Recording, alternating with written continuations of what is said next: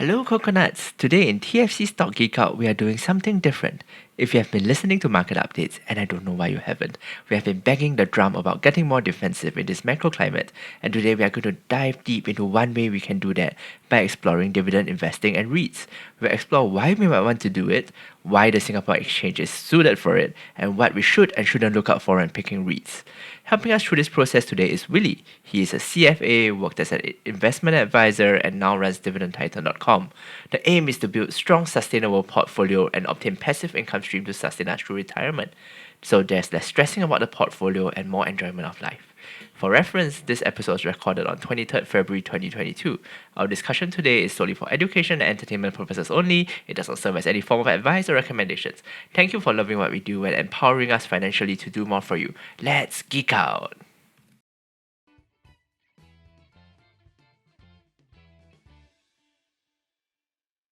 Hi coconuts, welcome to another episode of the Stock Geek Out. This week we have something new and interesting we're going to try today. We are just going to look fundamentals, right? So we are going to look at how we do income investing and how we actually can get dividends and a recurring stream of income, whether it's for funding our expenses, whether it's for retirement. Income investing is something that's we find relatively interesting to talk about, especially being in Singapore with a lot of REITs, a lot of very stable companies and not so much tech growth, right? So with us and to help us with this process, we have Willie from Dividend Titan.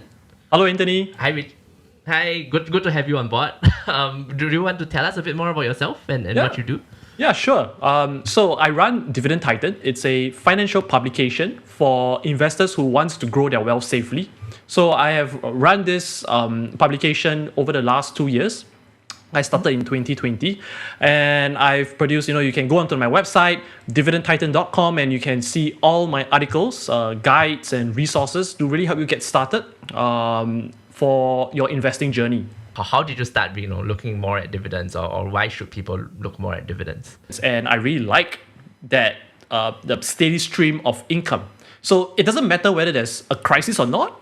As long as the business is still running, the business is still in operation, you will get your dividends, right? You will get your cash. And that was what really, really excited me about dividend investing. Yeah, I think that there's a bit of a psychological component to it as well, right? Instead of just looking at share price go up, share price go down, you actually see tangible, it's money in bank account, so not really tangible, but you see money coming in and all that, which is nice, right? It's like, hooray, I have another $500 to spend this month. It's meant in an efficient market. It's meant to be that $500 is reflected in the share price anyway. But it's just a different feeling you get. I think that helps with the psychology and helps you stick to the course. And I mean, it's also nice if you're approaching retirement and you want cash flow coming in. You don't want to sell your shares, right? Because that takes work, that incurs transaction costs. You don't want to sell for $500 to fund your spending. It goes straight into your bank account. It's like a salary, just a bit less regular and a bit tied more to the performance of a business. Yeah, but I think that's great, right? I have quite a big REIT portfolio myself, so I'm fully on board with this. I'm not a growth at all costs kind of guy, but just again to provide for in a more modern context, yes, the businesses run and all that. What about Singapore, right? Why is there any particular advantage of doing this sort of investing in Singapore compared to, let's say, US? Or pretty much US because we don't really look at anywhere else except maybe China and Hong Kong. Yeah, I mean, if you think about it, and Anthony, in Singapore, income investing is the perfect place to start.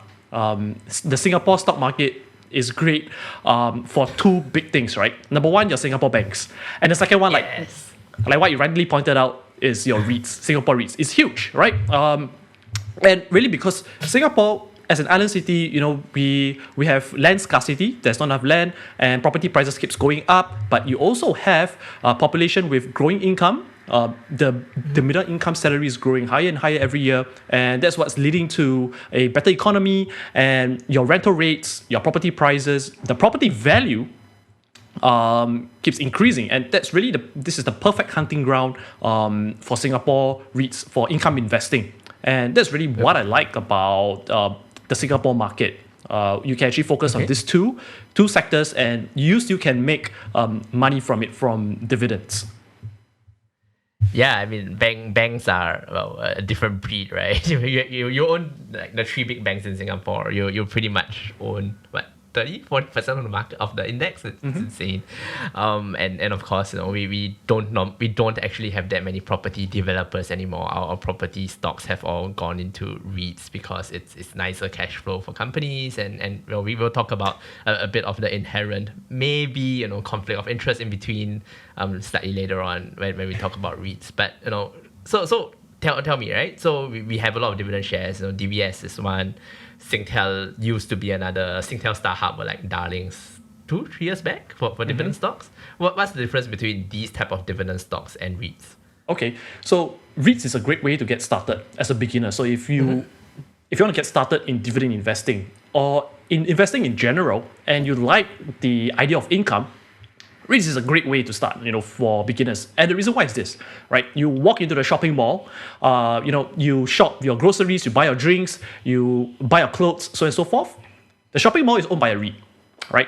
You have a job, you go into the office every day. The office building is owned by a REIT.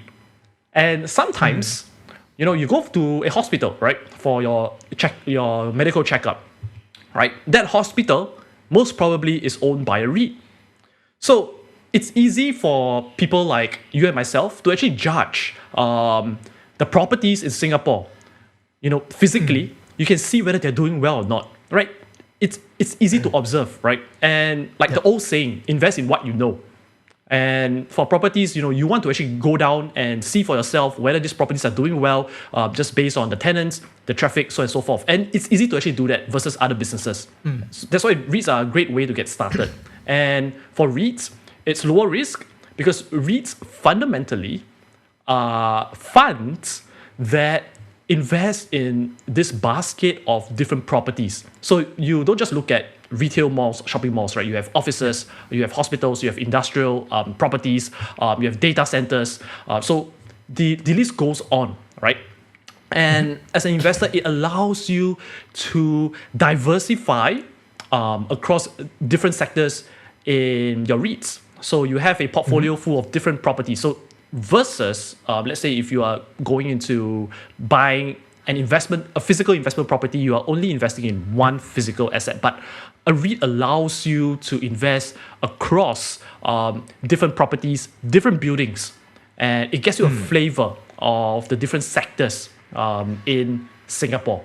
So, it's more reliable this way. And on top of that, REITs pay you a stable income, a stable yield. So typically, when you get started, it's easy to get REITs which are yielding between 5% to 7%, right? And the reason for this is REITs compared to other dividend stocks, other companies which pay dividends, the biggest difference is that for REITs, they have to pay out 90% of their profits as dividends, at least 90% of their profits as dividends to their shareholders. This is to incentivize or to achieve a much more favorable corporate income tax. So they don't have to pay a very high amount of corporate tax for REITs if they actually pay out most of the profits as dividends. Yep. Yeah, so but I think that last point on requiring to pay out most of profits as dividends is kind of a double-edged sword, right? Because that also means that they don't have that much retained earnings, they don't have that much retained cash that they can go and use to expand. So in a sense, I think to me the easiest parallel is you go and buy a condo unit or a shop house or whatever in Singapore and you rent it out, right, for cash flow. It's the same concept, except that a REIT you have a professional manager do it for you, so you don't have to find tenant, engage agent, water leakage, have to go and deal with it, or find contractor deal with it, and it's a much bigger scale because you are putting your money in together with a lot of other people, and you instead of just one property, you own an office block or multiple office blocks or multiple shopping malls or multiple like student housing, whatever, right? Depending on the sector the REIT is in. So that's inbuilt diversification already, right? So exactly. if the shop house there's construction in front of a shop house for 6 months, for 3 years to build an MRT line while your rental's going down. But if it's an office building, or if it's multiple office buildings, even if there's the same construction, you have different things to block it off and diversify and lower your risk. So I think that's partially, why if you're looking at even just investment property in Singapore for whatever reason, REITs are a viable alternative to it. It's the competition is not just equity, it's also physical property investment. Yep. Does it sound fair? Absolutely, Anthony. You're absolutely right. And the thing about REITs is a lot of people have this little misunderstanding or this myth that, for REITs, I just want to buy the highest dividend yield achievable possible. But the thing is, for Singapore REITs, you also, other than looking for high dividend yield, you also want to be looking at dividends which are growing. So sometimes it is great to actually look at Singapore REITs with a slightly lower dividend yield, but the dividends actually grow over time. And like what you said, comparing to physical investment properties where you look for tenants when you have cash flow. For REITs, they have this ability to actually increase the rent, and the higher the rent, the more the dividends is being paid out to the shareholders. So that's actually what you also want to be looking for, right? Not just looking at a high dividend yield, but you also want to be able to grow that dividends over time. So that actually increase the dividend yield on your original cost of the money which you put in. Cool. Yeah, I think let's put a pin in that. We definitely need to talk a bit more about what we look for financially for REITs, and whether it's valuation or their underlying business and how they charge rent, right? But maybe if we can, let's just go very big picture first, right? Sure. We were talking about there's different sectors and definitely different geographies, because a REIT listed in Singapore doesn't have to only own properties in Singapore. They can own properties pretty much anywhere across the world. Yep. But what macro factors do we look at, right? Do we look at things like, is there in growth investing, is there a secular trend? There's going to be an aging population. We want to own healthcare assets, or do we talk about interest rate environment? Fed's coming in, it's going to raise interest rates. My business isn't going to do as well for whatever reason, and therefore REITs won't do as well, and we try to avoid that. Like what sort of macro things should we look out for first, as we zoom in and before we even start analyzing individual REITs and what they and what we want to buy? Yeah, sure. It's a very good point, Anthony, you made, because what we have observed in the last few years in Singapore, Singapore REITs have been growing aggressively, very actively overseas, because there's only so many properties which you can buy in Singapore. Right, and all the good properties are already snapped up by our Singapore REITs. So no one is going to sell their properties to another REIT, knowing that these properties are all high quality assets they own. So what all these Singapore REITs they're doing, they are combining themselves to become bigger Singapore REITs, and they are using this firepower to actually go overseas to buy more properties. So some of the things which you are looking at, right, which you might want to observe as an investor, number one is your foreign currency risk. So you are dealing, when you're buying properties overseas, most of the time the rent which you are collecting from overseas are denominated in a foreign currency, so other than the Singapore dollar. So you want to actually find out how these Singapore REITs manage their foreign currency exposure, their foreign exchange risk, like what many investors would do. So you want to measure how they actually protect themselves if the rent they receive is in a currency that might be depreciating against the Singapore dollar, right? So that's one thing which you might want to look out for.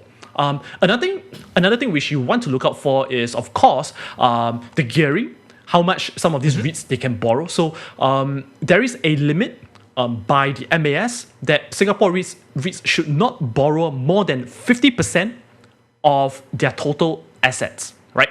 Okay. So because of this, you don't want to actually over borrow, because a lot of Singapore REITs, when they combine, they want to go overseas, they want to expand.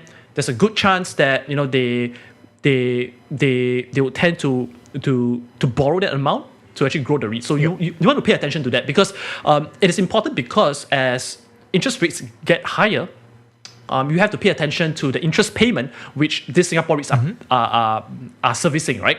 So the more they borrow, the more interest they pay. And the more interest they pay means lesser dividends, lesser profits for the shareholders. So that's another thing which you want to take note of, right? And lastly, I think.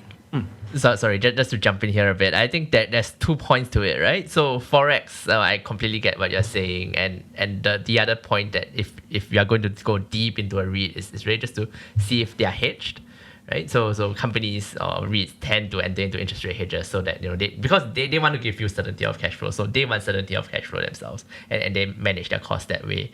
And for leverage, I don't know, right? I kind of disagree with you. I think it's a double-edged sword because.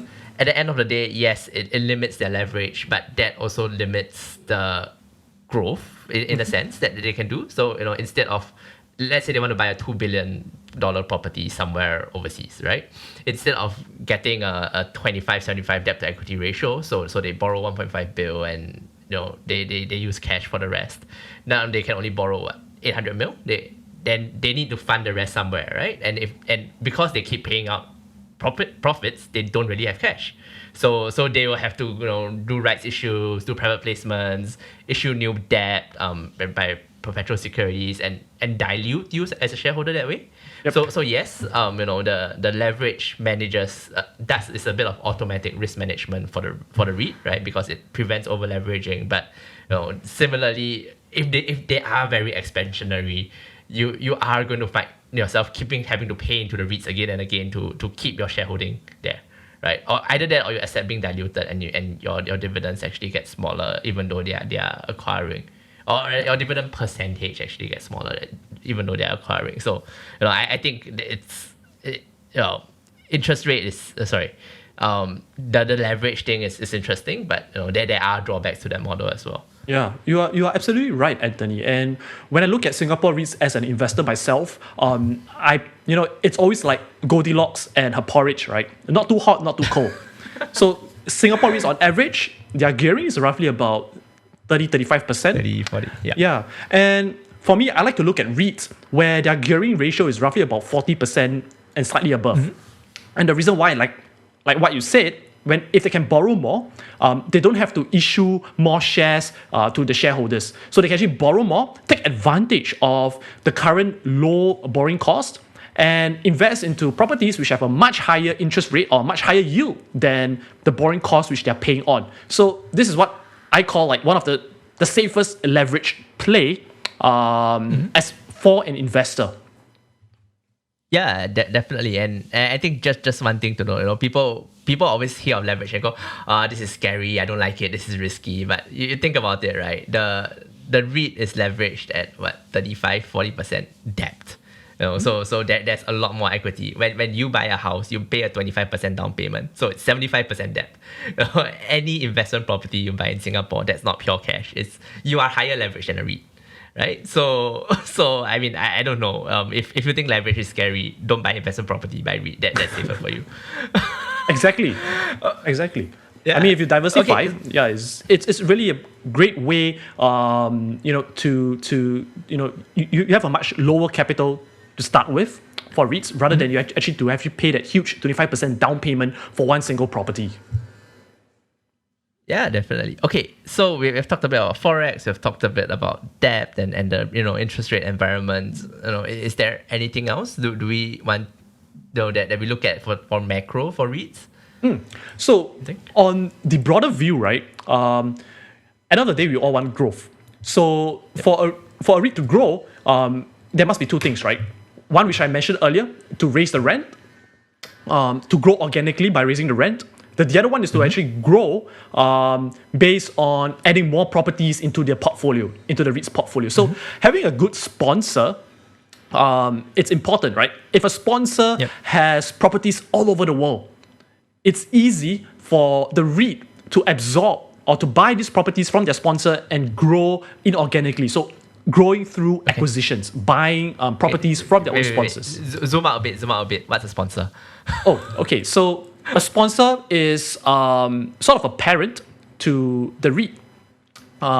They might have a small stake in the REIT itself. And sponsors are typically property companies.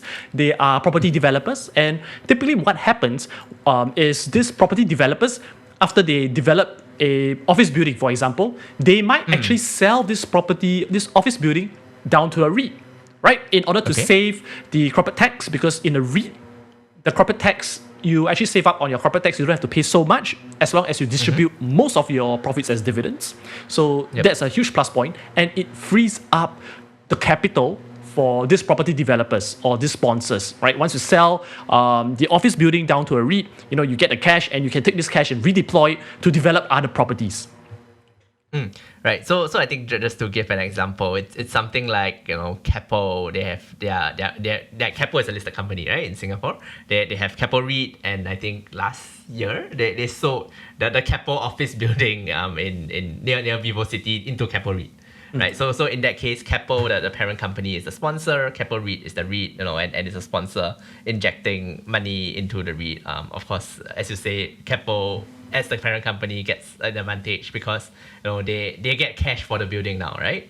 And the REIT gets an advantage because they have a tenant that they trust. It's their own parent company. They have another asset, and then it increases AUM. The REIT manager is happy because increased AUM means increased fees. Maybe shareholders are not so happy. I don't know. Depends on the asset, right? But I think that's pretty much the different players in the REIT itself. Yep. Cool. Okay, so on to sponsors, right? We were talking about how important sponsors are, right? So there's that ability of the ultimate sponsor, to come in and inject assets, right? Or to use their strength or reputation to help the REIT, right? Is there more that we should look at for sponsors? I think one way is to identify sponsors where they have a strong financial position, meaning that you want sponsors to typically have a good track record. That means they are established players in the market as property developers. They have been developing properties in their own niche, for many, many years. That's one. You also want to look at sponsors where they are profitable, they are generating cash flow, so that they are able to better support their own subsidiaries or their own REITs. So these are the two big things which you want to look for in a sponsor. Of course, the plus point or the bonus is that sponsors having a very, very strong name. Like we know that in Singapore, some of our well-known sponsors are people like your Keppel, CapitaLand, Mapletree. So these are very strong sponsors. But as we explore more and more REITs, right, be it in Singapore, overseas, we will tend to come across sponsors which we might not know. So it pays to actually understand the financial health of these sponsors. Okay. Yeah, I think I like small REITs. So it's something like Elite Commercial, which is this small office building manager in non-London England. It's interesting to me, but for that kind of cases, it's like, who's the sponsor? Nobody knows, right? Or it's just somebody that's completely irrelevant in the big market. So definitely the strength of the sponsor and the pipeline that they can provide is something to look out for. Yeah. Okay, great. I think that kind of moves or sums up the big macro things that we want to look at. So let's say we do that. We choose we like office buildings, right? Because even though work from home is a thing, people still need to rent offices. They just refit it, that sort of thing, but the market has discounted it. How do we look at an office building REIT, or what do we look at, right? When we evaluate a REIT itself, do we look at revenue, how they charge rent? I think we have mentioned that, and we want to dive a bit deeper into it. Like what are the key metrics, I guess, the financial metrics that we want to look out for? Yeah, I mean, Anthony, this is something which I share a lot in my online course called Endless Dividends, and I look at a few essential building blocks for REITs. And if you just started out as a beginner, wanting to invest or getting your feet wet in REITs, these are a few things which you want to actually look out for, right? So just now I talk about leases. Just now I talk about your sponsors, your gearing ratio, and your foreign currency risk. You also want to pay attention to the leases as well of some of these REITs. So you want to typically look at Singapore REITs which have very long leases. And the reason why is it gives you visibility. It gives you visibility to the rental income which you're getting over in the future, right? Because if wait, sorry. When you're talking about lease, is it lease of the land? So whether it's like 99-year freehold, 60 years, or is it the lease of the tenancy where the REIT is renting out to tenants, or is it both? Very good question, Anthony, and this is something which we tend to mix up. So the lease which I'm talking about right now is the rental leases. So these rental leases are basically the lease which the tenant has agreed to stay, for a certain number of years, right? So typically for shopping malls, right, the leases are between 1 to 3 years. The longest which you can go is 10, 15 years, and these are your hospital REITs, your data centers, for example. And somewhere in the middle, you have office REITs, you have office buildings, your industrial buildings, which have leases between about 3 to 5 years. So you want to look for Singapore REITs, you want to pay attention to their lease duration, right? The longer the leases, the better, because this gives you visibility. And on top of that, you want to also look at these leases where they're able to actually revise the rent. They're able to adjust the rent. So they're able to actually grow the rent every year, right? You want them to be able to grow this rent along together with the tenants. So that as an investor, when you invest in these REITs, you know that your distribution or your dividends can grow as well. Right, so that's one thing to look out for, leases. So I think let's because I read some reports, right, and sometimes you go like, what's this acronym, that acronym, and it gets a bit confusing. So when they talk about leases, I think most people talk about, or most companies like to present it in the form of what, WALE, right, weighted average lease expiry, something like that. I assume, and that just means to be because I'm a building, I have like 100 tenants. I cannot tell you one by one, how long the tenancy period is remaining, right? So I just weight it according to the amount of space that they take up, and then we come up with one figure that's easy for everybody to compare. That sounds about right? Am I am I fundamentally misunderstanding something about like weighted average? Yeah, You're right. So the WALE, the WALE, weighted average lease to expiry, is basically the average of all the different leases in the Singapore REIT. Remember that Singapore REIT is a basket of different properties in the fund or in the portfolio.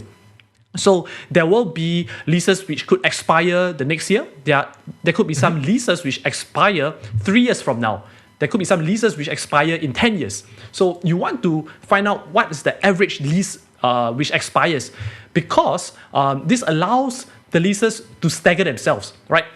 Meaning that when you look at some of these Singapore REITs, you don't want to actually look at the REITs where they have a huge number of leases which expire in 1 year. Then the lease manager will have to sweat themselves to find the tenants to replace. Otherwise, there will be a huge a drop in their rental income. Rather, you want the Singapore REITs to be able to stagger all these expiring leases every year, so that it's easier, it's more manageable for the lease manager to renew the rent. Or if the tenants decide not to renew, they can have a chance to find other tenants to replace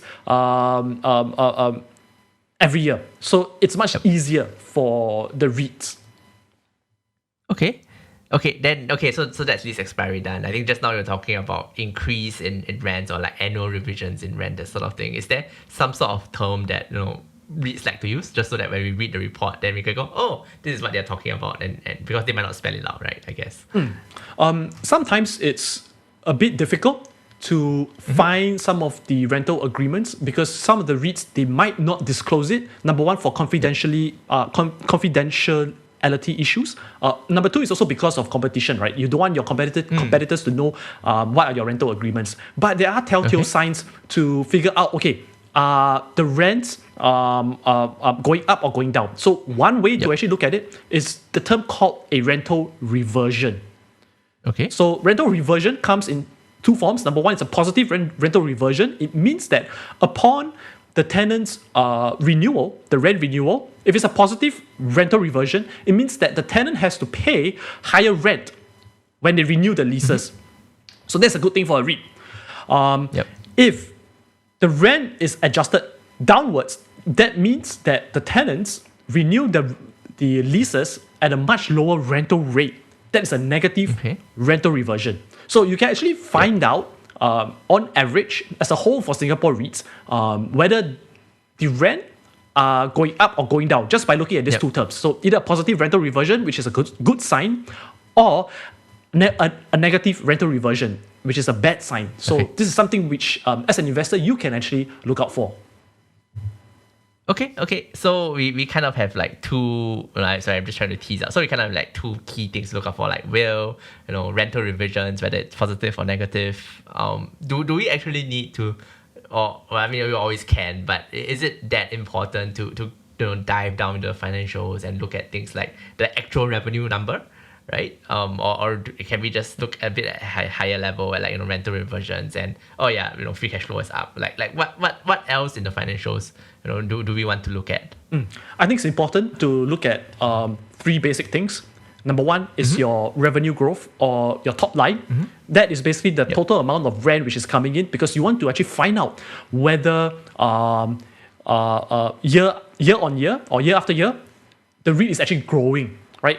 Obviously, you'd want to buy into a REIT where the rental rate keeps dropping, the revenue keeps dropping. So revenue is important. Number two, which you want to look out for, is the distribution.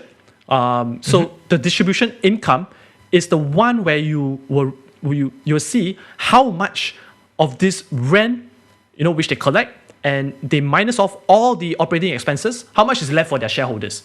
So you want to actually find this out because you want to understand how efficient the Singapore REIT is doing, right? A REIT might actually grow its revenue or its rent, but if it's not very strong in managing its expenses, its cost, right? Maybe you need to hire a lot of people to manage the property. Then the distribution which you get as an investor will be much lower. So you want to also look at the distribution income, which is actually growing, right? Whether it's or at least the amount available for distribution. Exactly. Right? Whether they pay it all or they pay 90%, I think that differs from year to year. But the actual amount that flows through to the end of the financials that they say it's available to distribute, I think that's the key figure we try to find a trend in. Yes. Okay. Correct. And the last one is, of course, your distribution per unit, which is called the DPU. Okay. So this is the most important figure. So if you forget whatever I said 1 minute ago, just know about this. Just know about this figure. It's called the DPU, distribution per unit. So you basically take the total distribution income, and you divide by the total number of units in the REIT. So the units is also like shares, right? So the total number of shares. And the reason why you're doing this is because for Singapore REITs, sometimes they might issue shares, right? They might issue more units. And the DPU it's a good way to understand whether, over the years, each unit is more valuable as compared to the previous years, right? So you want to see the distribution per unit growing, because you might face with a Singapore REIT that might be growing the distribution, but the DPU keeps dropping.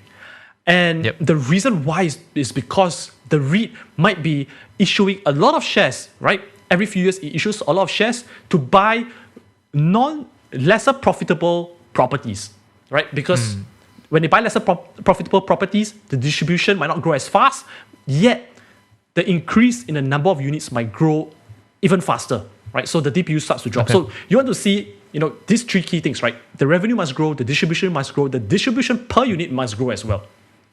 So these are the three big things which I'm looking for. I think, and for the DPU as well, it's going back to the same dilution point. If you buy too many assets, right, and they just keep doing rights issues, they just keep doing private placements, you're getting diluted. So I think what REIT managers like to sell themselves when they are doing acquisition is they tell you it's accretive, right? It adds to my distribution per unit. I think that's essentially what they're saying. If you ever read, not a report or press release, right? It's like, we tell you it's accretive, it will add to it, so it's fine. Please approve my acquisition. Okay, cool. I think that's good. Do we need to look? I mean, we spoke about sponsors, about REIT managers, and all that. Do we need to look at So to me, I always have this question that there's a bit of a conflict, right? In the sense that yes, we want growth, we want all that, but so do the REIT managers, and they want it more than us because the REIT managers get fees based on the AUM, right? How big the REIT is, they get a percentage of it. And that's sometimes paid in cash, paid in stock. And the sponsor, yes, they want the REIT to do well because that's their reputation on the line. But at the end of the day, they own only a small stake in the sponsor, right? Like if it's Keppel selling an office building to Keppel REIT, because Keppel REIT is listed, Keppel's interest is actually to increase the amount of the value of the number at which they can sell the building to as much as they can get away with to get the immediate cash out now. And if the rental drops 10 years 5 years down the line, that's not their problem, right? Because that's the REIT's problem now. So are there ways of like trying to find or mitigate these type of conflicts, or is it just something that we kind of have to live with as REIT investors? Yeah, and Anthony, by saying that, sorry, I'm very cynical, right? I'm very cynical. I mean, look, at the end of the day, I've always heard of this phrase, there's always a selfish reason behind every motion. So everyone's doing something for their own selfish reasons. Singapore REITs are one, the sponsors are one, companies are also one, of course, to make money. So as investors, we want to be critical in identifying whether, even though they have done things for their own selfish reason, does it also benefit investors? And what do I mean by this is one good way, like what you said, is a lot of these companies, right? The sponsors, when they sell off their properties down to the REIT, they collect their fees, right? They collect what you call a REIT manager's fee, where in exchange for managing the properties, REIT holders, REIT investors actually pay a fee to the managers. And these are all included in the expenses in the REITs. So one good way to actually identify whether the REIT managers, the sponsors, the companies are doing things which are in line with the investors' interest, one way to actually see it is to see how much they are charging the fees. So typically, managers' fees are quite standard. It's roughly about 1.5% to 2%. And they will take a small performance fees. So if let's say they're able to grow the portfolio's value, the property's value, they will take a small percentage. Typically, it's about 5 to 10% of the property's value, and they will keep it for themselves. So it's a lot like running a fund and investment management business or fund management business. It sounds like hedge fund 2 and 20, right? Which everybody thinks is a bit expensive. Correct. So this is basically what they do, right? That's why it's Singapore REITs, they like to grow, right? The bigger they grow, the more money they collect. Of course, this doesn't mean that it's bad for investors. So as investors, we want to see Singapore REITs, what are they buying, right? Are the properties which they're buying, are they profitable, right? Are they able to actually grow the dividends, the distribution for their investors? Okay, so I guess what in a sense is a bit of a moot point, because thinking about it a bit further, that's an expense of the REIT, and it flows through at the end of the day into DPU and all that. So even if they increase their fees by a lot, as long as DPU also increases, fine, maybe they're taking a cut of it, but it's not that bad as compared to a REIT which might be performing well, but their DPU isn't increasing because they are increasing their fees or because they're getting compensated in a different way, right? So maybe slightly overcomplicating it. Look at the three key things. If you want to dive a bit deeper, try to align interest, then you can look at management fees, and I think even how they get paid, right? Because you want them, like sometimes they do get paid in stock rather than cash, right? And because they're paid in stock, they want it to go up as well, same as you. So that's a bit like when we talk about growth companies, issuing equity to like your CEO and your key management, right? Rather than just giving them cash, because you want to tie your long-term interest together. Valuation, right? I mean, to me, this seems like the very simple thing. You know your rent's coming in. You know that they're kind of going to increase at a certain rate each year based on inflation. The typical, if you want to go back to uni and do finance, it's like, we build a discounted cash flow model, right? or we build some sort of like, got a dividend growth model. But that's troublesome, right? And that relies on a lot of assumptions, which I don't like. And because I have to study and to spend time doing it. Is there? are there shortcuts, or are there like other type of, maybe not absolute valuation, but relative valuation metrics like price to earnings, price to book, that you kind of tend to want to keep a look at to see whether it might seem overvalued or it might seem undervalued, and therefore maybe a time to enter? Yeah. I mean, Anthony, this is the number one question which I get from my readers and from my subscribers and even my friends, right? When to buy and when to sell. When to buy yesterday, when to sell tomorrow. And I can tell you, right? Yeah. You can follow. So on one hand, you can follow the academics. You can follow what you have studied for the exams, right? Like what you have mentioned, Gordon Growth model, discounted cash flow, which is the DCF, to calculate the future cash flow of the rental which the properties would actually get, in the entire life of the entire property. And then, of course, you discount it back to a certain interest rate. So you can do that. But what I found, which is much easier, which a lot of my friends, which I tell a lot of my friends, readers and subscribers to do, is you can pay attention to two things, right? Two very simple valuation methods. Number one is the price to book ratio, and the second one is the dividend yield method. So the price to book is basically taking the share price of the REIT and you divide it by the book value or the net worth of the entire Singapore REIT, right? And what you want is to figure out whether this price to book ratio is actually trading below the historical average of the price to book of the REIT's historical price to book ratio, right? So if it trades lower than the historical average, then of course you have actually found a perfect opportunity to buy the REIT, because this means that you're actually buying the REIT shares at a discount, right? Similarly, if the price to book goes beyond or goes above the historical average of the price to book ratio, then it means that the shares of this REIT itself is expensive, or what people like to call overvalued. And in this case, you can either trade or you can sell your REIT shares for a little profit, or you can continue to hold it on, because REIT essentially is a perfect way for income. Exactly, right? Yes. So that's the price to book ratio method. The second one, which is roughly the same as the price to book. Sorry, let's finish price to book first. So I think for price to book, the way why it works for REITs, or like a lot of our traditional dividend shares as compared to your growth or maybe even your value, is it's rooted in real estate, right? It's rooted in actual properties where you have valuation and valuation methods, which again go back to discounted cash flow. So a valuer, when they try to value a property, they look at possible rents and they discount it back and say this is the value of the property, right? So your book value is essentially a shortcut to what the valuer thinks a DCF looks like, aggregated across the whole REIT, right? And that's why it works so well for a REIT as compared to, let's say, looking at I don't even know what to look at that you look at price to book because you just ignore it for like a tech company. It's just completely irrelevant, right? And I think that the whole thing about trends is actually really important and really interesting, right?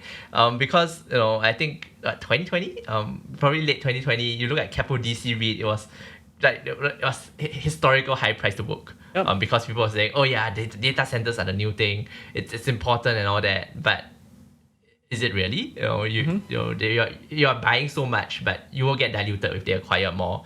Their rents are on leases, and they have a long lease expiry, so you're not going to increase rents that much. And that kind of helps suggest that whole idea of, well, maybe it's a bit overvalued compared to his historical average. I don't want to enter now, notwithstanding that there's a nice trend going on about data centers and things like that. Yeah, and I mean, for valuation, it's really a more accurate, a slightly more precise way to actually figure out whether these Singapore REITs are expensive or cheap. I mean, my son, he's 4 years old, right? And when he gets a fever, if I don't use a thermometer and I can feel his head, it feels warm, I know he has a fever. But I need to know sometimes whether the fever is high enough for me to bring him to an emergency ward, right? To an A&E hospital. And a thermometer actually helps because it allows me to find out, okay, whether his fever, is it at 37.5 degrees Celsius, which is a very slight fever, or, it's a very, very high fever, which can goes up to 38 or 39 degrees Celsius. And a thermometer allows me to actually figure out this and gives me the decision to say, okay, I need to bring my son to the hospital because he has a very, very high fever. So same goes for Singapore REITs, right? You can do away with the price to book ratio, but having that in your toolkit to identify which REITs are cheap or expensive gives you a more precise measurement, right? A more accurate way of calculating when to buy or when to sell these Singapore REITs. Yep. Or even if not when to sell, because never sell with any income, it's when to accumulate more, right? Yeah, exactly. So it's a bit of market timing, and of course you can compare that to DCA and all that, but it's a sense check essentially. You don't have to live by it. We are not really traders, or I'm not really a trader, so I don't really live by it. But it's a nice sense check to go, oh yeah, I'm not buying something at its highest ever relative valuation to its book value, and that sometimes can be a bit scary. Yeah. Okay, what's the other ratio we're talking about? Dividend yield, right? Yes. So the second easy method to actually look at is called the dividend yield method. So you basically the same thing as the price to book ratio. You try to identify what is the historical average which the Singapore REIT is trading in terms of its dividend yield. So you want to actually figure out, right, over the lifetime of the entire REIT since it IPO'd, what is the average dividend yield it is trading, and then you calculate the dividend yield today and you compare it with the historical average, whether if it's higher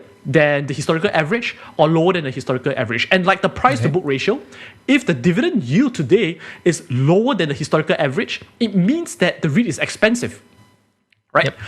But if the current dividend yield, right, it's trading above the average historical dividend yield of the REIT, then there's something interesting to see. Then you know that, hey, I'm actually looking at a REIT which is trading what I call a discount, right? So this is another way to identify when you can actually buy, when you can actually sell your Singapore REITs. Of course, looking at these two methods, we want to pay attention to the quality of the Singapore REITs and the assets which they own, right? Yep. You don't just want to look at the dividend yield and the price to book solely. You have to look at the quality of the assets which you are buying. Yeah, I think that's the nice part of it, right? So the three key things we talked about like will, about all that, they're also very focused around what could lead to the book value, what could lead to the actual value of the underlying assets, right? But because the markets can sometimes be a bit inefficient, you go up, you go down, then these valuation metrics that we talked about, the dividend yield, the price to book, it's a reflection of how the market thinks of the price, which is the share price, as compared to what the business is. Yeah. Right. So it's a nice snapshot, I think, from time to time of what the market thinks versus what we think the actual yield, which is the DPU or the actual distributions that will come through is, or what the actual valuation of the physical property is. So nice shortcuts to have, I think. Just as like market sentiment. And of course now very high. Everything very high. Yeah, you're absolutely right, Anthony. These tools, these two basic valuation tools are a shortcut to trying to find out, hey, when can I buy and when can I sell all these Singapore REITs? I mean, there's always that ultimate question which is at the back of every investor's mind.